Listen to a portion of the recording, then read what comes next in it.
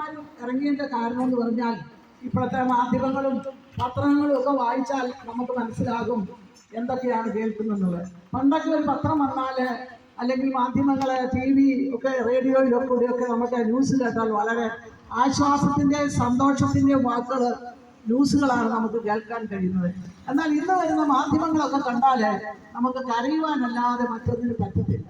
നമുക്ക് സ്വസ്ഥത, നമുക്കുള്ള സ്വസ്ഥയും കൂടെ പോകും, നമുക്കുള്ള സമാധാനം കൂടെ പോകും.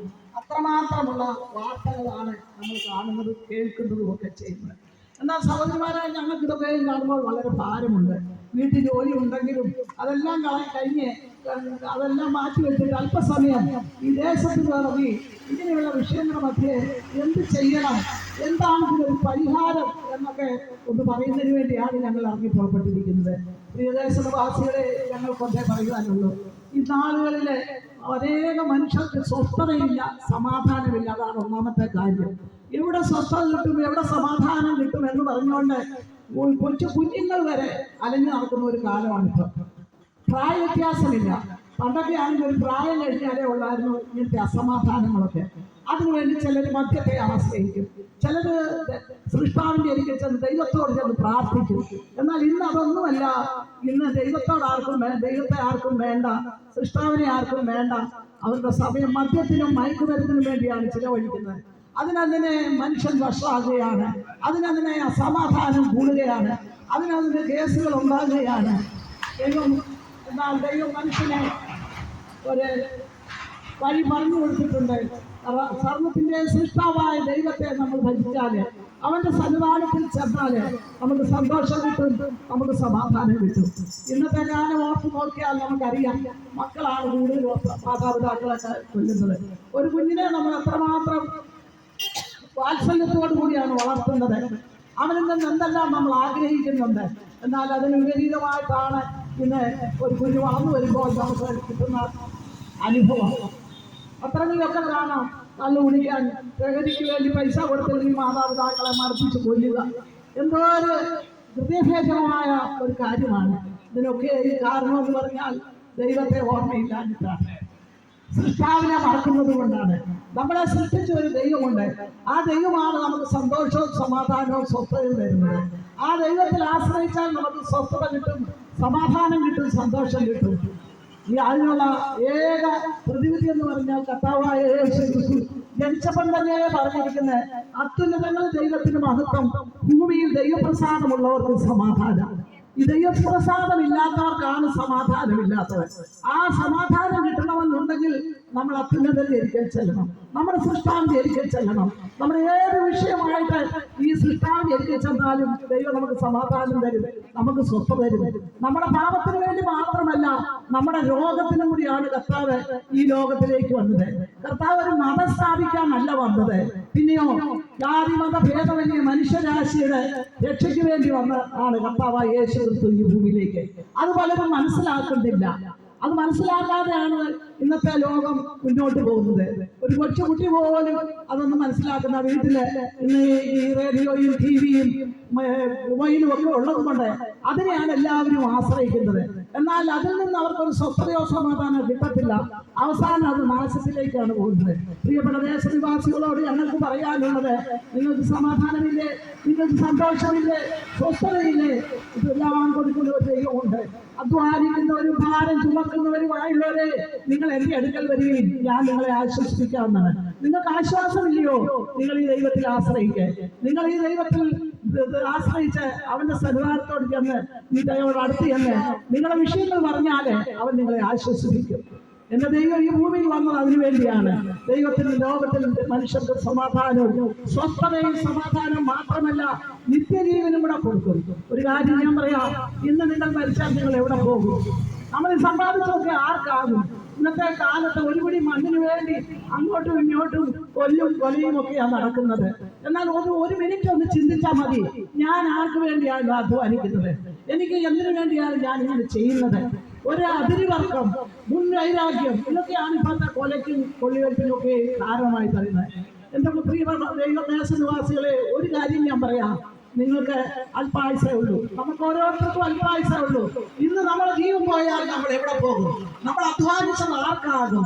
നമ്മൾ വഴക്ക് പിടിച്ചുണ്ടാക്കിയ മണ്ണ് ആർക്കാകും? ഇതൊന്നും ആരും ചിന്തിക്കത്തില്ല. എന്നാൽ നമുക്കൊരു നിത്യ ജീവിതമുണ്ട്. ആ നിത്യ ജീവിതത്തിന് വേണ്ടിയാണ് നമ്മൾ പരിശ്രമിക്കേണ്ടത്. നമ്മൾ എന്തെല്ലാം സമ്പാദിച്ചാലും നമ്മുടെ ആയുസ് ശരീരമാണ്. നമ്മുടെ ആയുസിനെ പറ്റി ആർക്കും ഒരു ഗ്യാരണ്ടി ഇല്ല. നിങ്ങളോട് ഇന്ന് ദൈവം നമ്മളെ വിളിച്ചാൽ, ജീവൻ തന്നവൻ നമ്മളെ മടക്കി വിളിച്ചാൽ നമ്മുടെ ജീവൻ തിരിച്ചു കൊടുക്കണം. നമ്മളിവിടെ കിടന്ന് വഴക്ക് വയ്യാവേലി കേസുകളും ഒക്കെ നടത്തി എന്തിനു വേണ്ടി നമ്മളെ ഇതൊക്കെ ചെയ്യുന്നു? ഒരല്പനിമിഷം നിങ്ങളൊന്ന് ചിന്തിക്കണം.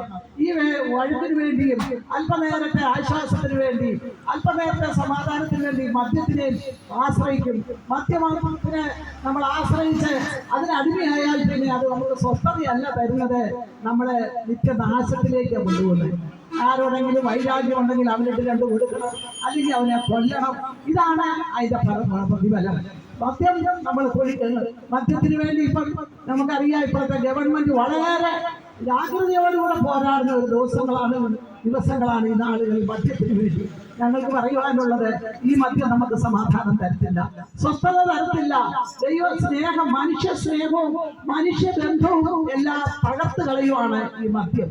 അതുകൊണ്ട് ഈ ദേശനിവാസികളോട് ഞങ്ങൾക്ക് പറയാനുള്ളത്, നിങ്ങൾ ഏത് ഉദ്ദേശത്തിന് വേണ്ടിയാണ് ഈ മദ്യത്തെ ആശ്രയിക്കുന്നത്? നിങ്ങൾക്ക് സമാധാനമില്ലയോ? നിങ്ങൾക്ക് സന്തോഷമില്ലയോ? നിങ്ങൾക്ക് സ്വസ്ഥതയില്ലയോ? അതിനുവേണ്ടി നിങ്ങൾ ഒരേ ഒരാളെ ആശ്രയിച്ചാൽ മതി. അത് നിങ്ങളുടെ സൃഷ്ടാവായ ദൈവമാണ്. ആ ദൈവത്തിന്റെ അടുക്കൽ ചെന്ന് നിങ്ങൾ ഏകാഗ്രതയോടുകൂടെ നിർമ്മല മനസാക്ഷിയോടുകൂടെ നിങ്ങളുടെ ആവശ്യങ്ങൾ പറയുക, നിങ്ങളുടെ വിഷയങ്ങൾ പറയുക. ആ ദൈവം നിങ്ങൾക്ക് സ്വസ്ഥത തരും, സമാധാനം തരും. അല്ലാതെ നമ്മൾ മറ്റുള്ളവരെ പറ്റി വേണ്ടാത്ത ചിന്തിച്ച് ഒരു പ്രതികാര മനോഭാവത്തോടുകൂടെ ഇരുന്നാൽ നമുക്കൊരിക്കലും ഒരു സ്വസ്ഥതയോ സമാധാനമോ തരത്തില്ല. നമുക്ക് പ്രതികാര മനോഭാവം ഉണ്ടാകരുത്. അതുണ്ടായാൽ നമ്മുടെ ജീവിതം നശിച്ചു. നമുക്ക് എന്തെങ്കിലുമൊക്കെ പാപം ചെയ്യാനുള്ള, ക്രൂരകൃത്യങ്ങൾ ചെയ്യാനുള്ള മനോഭാവമേ ഉണ്ടാകത്തുള്ളൂ. അതുകൊണ്ട് ഈ വാത്സല്യ ദേശനിവാസികളോട് ഞങ്ങൾക്ക് പറയുവാനുള്ളത്, നമ്മളെ സൃഷ്ടിച്ച ഒരു ദൈവമുണ്ട്. ആ ദൈവത്തിന് പ്രസാദമുള്ളത് നമ്മൾ ചെയ്യണം. എന്നെങ്കിലേ നമുക്ക് സ്വസ്ഥത കിട്ടത്തുള്ളൂ, നമുക്ക് സമാധാനം കിട്ടത്തുള്ളൂ. തന്നെയുമല്ല, നമ്മുടെ കുടുംബജീവിതം, നമ്മുടെ വ്യക്തി ജീവിതം അത് സ്വസ്ഥമായി പോകണമെങ്കിൽ, അനുഗ്രഹിക്കപ്പെട്ട ഒരു കുടുംബജീവിതം നയിക്കണമെന്നുണ്ടെങ്കിൽ തന്നെ നമ്മൾ സ്വസ്ഥമാകണമാണ് ആദ്യമായിട്ട്. എന്നെങ്കിലേ നമ്മുടെ കുടുംബം സ്വസ്ഥമാകത്തുള്ളൂ. നമ്മൾ സ്വസ്ഥമായിരുന്നാൽ നമ്മുടെ കുടുംബം സ്വസ്ഥമായി, നമ്മുടെ കുഞ്ഞുങ്ങൾക്ക് സ്വസ്ഥതയായി, നല്ല ഭാവിയുടെ. നമുക്ക് സ്വസ്ഥതയും സമാധാനവും ഇല്ല, നമ്മൾ വഴക്കും പ്രതികാര മനോഭാവമായിട്ട് ജീവിച്ചാൽ നമുക്ക് സ്വസ്ഥതയില്ല, നമുക്ക് സമാധാനമില്ല, നമ്മുടെ ഭവനത്തിൽ സമാധാനവും സ്വസ്ഥതയില്ല, നമ്മുടെ കുഞ്ഞുങ്ങളും ഇത് കണ്ടാണ് പിന്നീട് വളർന്നു വരുന്നത്. അതുകൊണ്ട് പ്രിയദേശവാസികളോട് ഞങ്ങൾക്ക് പറയുവാനുള്ളത്, അങ്ങനെയൊന്നും ആവരുത്. നമ്മുടെ ഈ അല്പകാലത്തെ ജീവിതം ഇന്ന് കണ്ട മനുഷ്യനെ നാളെ കാണത്തില്ല. എപ്പോഴാണ് മനുഷ്യന്റെ ജീവിതം നമുക്കറിയത്? ക്ഷണികമാണ് മനുഷ്യന്റെ ആയുസ്. ഇത് മരിച്ചു കഴിഞ്ഞാൽ നമ്മൾ എവിടെ പോകും? നമ്മൾ എന്ത് ചെയ്യും? ഇതിനപ്പുറം നമുക്കൊരു ജീവിതമുണ്ട്. ആ ജീവിതത്തിന് വേണ്ടിയാണല്ലോ മനുഷ്യൻ ബന്ധപ്പെടുന്നത്. എല്ലായിടത്തും നേർച്ചകൾ നേർന്നു, പ്രാർത്ഥനകൾ കഴിക്കുന്നു, ദൂരദേശങ്ങളിൽ എന്തെല്ലാം ആരാധനകൾ നടത്തുന്നു. ഇതിന്റെയൊക്കെ പുറകിലെ ഉദ്ദേശം എന്ന് പറഞ്ഞാൽ, എനിക്ക് മരണശേഷം നല്ലൊരു ജീവിതം നടക്കണം. എന്നാലും ഞങ്ങളൊന്നും പറയാതിനൊന്നും ആവശ്യമില്ല. നമ്മുടെ ഹൃദയം ശുദ്ധമാകണം. മറ്റുള്ളവരോട് പകവെക്കാതെ മദ്യത്തിനും മയക്കുമരുന്നിനും ആശ്രയിച്ചാൽ നമ്മൾ പാപത്തിലേക്ക് തന്നെ തെറ്റി വീഴും. അതുകൊണ്ട് നമ്മളെ സൃഷ്ടിച്ച ദൈവം നമ്മളെ നോക്കുന്നുണ്ട്, നമ്മളെ ശ്രദ്ധിക്കുന്നുണ്ട്, നമ്മുടെ ആവശ്യങ്ങൾ അറിയുന്നുണ്ട്. പരമാർത്ഥ മനസ്സോടുകൂടെ ആ ദൈവത്തിന്റെ അടുത്തേക്ക് നിങ്ങൾ അടുത്ത് എന്നാൽ ആ ദൈവം നിങ്ങളുടെ സകല വിഷയത്തിനും ദൈവം പരിഹാരകനാണ്. നിങ്ങളുടെ എല്ലാ ആവശ്യത്തിനും ദൈവം പരിഹാരകനാണ്. ഞങ്ങളൊക്കെ ഇപ്പം ഈ വേലത്ത് ഈ ഉച്ച സമയത്ത് വീട്ടിൽ ജോലിയില്ലാണ്ടല്ല ഇറങ്ങിയത്. ഈ സന്തോഷം, ഞങ്ങൾ ഇങ്ങനെയൊക്കെ ഉള്ളവരായിരുന്നു, സന്തോഷമില്ല, സമാധാനമില്ലാതെ. എന്നാൽ ഇതൊക്കെ അനുഭവിക്കുന്ന ഞങ്ങൾ അനുഭവിക്കാത്ത നിങ്ങളോടുകൂടെ പങ്കുവെക്കുന്നതിന് വേണ്ടിയാണ്, നിങ്ങൾക്കൊരു നല്ല വഴികാട്ടിയെ പറഞ്ഞു തരുന്നതിന് വേണ്ടിയാണ് ഞങ്ങൾ ഈ സമയത്ത് ഇവിടെ വന്ന് ദേശനിവാസികളോട് ഈ കാര്യങ്ങൾ പറയുന്നത്. ഞങ്ങളെ ഈ സന്തോഷവും സമാധാനവും അനുഭവിക്കുന്നതുകൊണ്ട് ഞങ്ങൾക്ക് മാത്രമല്ല, ഞങ്ങളുടെ തലമുറകൾക്ക്, ഞങ്ങളുടെ കുടുംബത്തിനൊക്കെയും സ്വസ്ഥതയും സമാധാനവും സന്തോഷവും തന്നെയുമല്ല ഒരു പ്രത്യാശയുണ്ട്. ഇന്ന് ഞങ്ങൾ മരിച്ചാൽ എവിടെ പോകും എന്നുള്ള ഒരു നിശ്ചയം ഞങ്ങൾക്ക് ഇന്നുണ്ട്. അതുകൊണ്ട് ഞങ്ങൾക്കൊന്നിനെ പറ്റി ഭാരമില്ല. ഒന്നിനെപ്പറ്റും ചിന്തയുമില്ല. കാരണം ദൈവം ഞങ്ങളോട് കൂടെയുണ്ട്, ഞങ്ങളുടെ സൃഷ്ടാവ് ഞങ്ങളോട് കൂടെയുണ്ട്. ആ സൃഷ്ടാവ് എന്ത് കൽപ്പിക്കുന്നു അതുപ്രകാരം ജീവിച്ചാല് നമുക്ക് സ്വസ്ഥതയുണ്ടാകും, സമാധാനം ഉണ്ടാകും, നമ്മുടെ കുടുംബം ധന്യമായി തീരും, നമ്മുടെ തലമുറകൾക്കും നല്ലൊരു ഭാവി ഉണ്ടാകും. ഇതെല്ലാ മാതാപിതാക്കളും എത്ര വലിയ മദ്യപാനിയാണേലും അദ്ദേഹം ആഗ്രഹിക്കുന്ന എൻ്റെ കുഞ്ഞിന് നല്ലൊരു ഭാവി ഉണ്ടാകണം, എൻ്റെ കുഞ്ഞിങ്ങനെ ആകരുത്. എന്നാൽ അത് പറ്റത്തിൽ അതങ്ങനെ സംഭവിക്കത്തില്ല. കാരണം ഞാൻ എന്ത് ചെയ്യുന്നു അതാണ് എൻ്റെ കുഞ്ഞുങ്ങൾ നോക്കി പഠിക്കുന്നത്. അതുകൊണ്ട് നമ്മുടെ കുഞ്ഞുങ്ങളെ കൂടെ നമ്മൾ നശിപ്പിക്കരുത്, നമ്മുടെ തലമുറ നശിച്ചു പോകരുത്, അവർക്ക് നല്ലൊരു ഭാവി ഉണ്ടാകണം. അതിനുവേണ്ടിയും നമ്മൾ പരിശ്രമിക്കണം. ഈ ലോകത്തിൽ നമ്മളെ ദൈവം ജനിപ്പിച്ചത് അതിനുവേണ്ടിയാണ്. നമ്മൾ തന്നെയല്ല, നമുക്ക് വരുന്ന തലമുറകളും അനുഗ്രഹിക്കപ്പെടണം. നമ്മുടെ മാതാപിതാക്കളെ, നമ്മുടെ സഹോദരങ്ങൾ എല്ലാവരും സന്തോഷവും സമാധാനവും സ്വസ്ഥതയുള്ളവർ. നാം മുഖാന്തരം മറ്റുള്ളവർക്ക് ഒരു ഭാരമാകരുത്, മറ്റുള്ളവർക്ക് നമ്മളൊരു ഭാരമായി തീരരുത്. നമ്മൾ മുഖാന്തരം അവർക്ക് സമാധാനം കിട്ടണം, സന്തോഷം കിട്ടണം, സമാധാനം കിട്ടണം. തന്നെയുമല്ല നമ്മുടെ തലമുറകളും അനുഗ്രഹിക്കപ്പെടണം. ഈ നല്ലൊരു ആഹ്വാനം പറയുന്നതിന് വേണ്ടിയാണ് ഞങ്ങൾ ഈ ദേശത്ത് വന്നിരിക്കുന്നത്. ആകയാൽ പ്രിയപ്പെട്ട ദേശനിവാസികളെ, നിങ്ങളുടെ വിഷയങ്ങൾ എന്ത് തന്നെയായിരുന്നാലും, നിങ്ങളുടെ ആവശ്യങ്ങൾ എന്ത് തന്നെയായിരുന്നാലും, നിങ്ങൾ പാപത്താലോ രോഗത്താലോ നിങ്ങൾ സ്വസ്ഥതയില്ലാതെ ആയിരിക്കുമെങ്കിൽ ഈ കർത്താവായ യേശുക്രിസ്തുവിന്റെ സന്നിധാനത്തിൽ നിങ്ങളെ തന്നെ സമർപ്പിച്ച് പ്രാർത്ഥിച്ചാൽ, കർത്താവെ എനിക്ക് നിങ്ങളൊരു വിടുതൽ തരണം, കർത്താവെ ഞാനിത് ആഗ്രഹിക്കുന്നു എന്ന് നിങ്ങളെ തന്നെ ഇരിക്കുന്ന ഇരിപ്പിൽ സമർപ്പിച്ചുകൊണ്ട് പ്രാർത്ഥിച്ചാൽ ഈ ദൈവം നിങ്ങളുടെ അടുത്ത് വന്ന് നിങ്ങൾക്ക് സ്വസ്ഥതയും സമാധാനവും സന്തോഷവും തന്നെയുള്ള ഒരു നിത്യജീവന്റെ അവകാശികളുമാക്കി നിങ്ങളെ തീർക്കും. ഈ സത്വർത്തമാനം പറഞ്ഞുകൊണ്ട് എന്റെ ചെറിയ വാക്കുകൾ വിളിക്കുന്നു. എല്ലാ ദേശനിവാസികളെയും ദൈവം അനുഗ്രഹിക്കട്ടെ എന്ന് പ്രാർത്ഥിച്ചുകൊണ്ട് ഞങ്ങളെ ഇവിടെ ദിവസം